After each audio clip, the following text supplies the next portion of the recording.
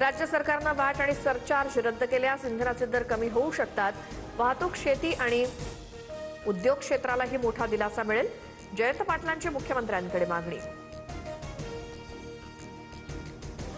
हिंगोलीत आरोग्य प्रशासनाचा ढिसाळ कारभार. डिझेल अभावी रुग्णवाहिका नाकारल्यामुळे गरोदर महिलेच्या बाळाचा पोटातच मृत्यू झाल्याचा आरोप.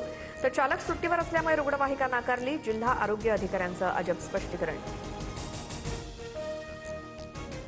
कामाख्या देवीच्या मंदिरात 55 रेडे कापून सत्तेत आलेलं सरकार कुर्बानीला विरोध करतंय. संजय राऊतांचा हल्लाबोल. तर राऊतांनी स्वतःच्या कर्तृत्वाकडे डोकावून बघावं, शिरसाटांचं प्रत्युत्तर. ठाण्यामध्ये बहुजन विकास आघाडीची भाजप नेत्यांसोबत खलबतं. विधान परिषदेसाठी राजीव पाटील यांचं नाव चर्चेत. शिवसेनेकडून क्षितिज ठाकूर यांच्या नावाचा विचार असताना भाजप राजीव पाटलांच्या पाठीशी असल्याची चर्चा. विधान परिषद निवडणुकीत महाविकास आघाडीमध्ये काँग्रेस सर्वाधिक जागा लढवणार. प्रदेशाध्यक्ष हर्षवर्धन सपकाळांकडून स्थानिक नेतृत्वाकडे एबी फॉर्म रवाना.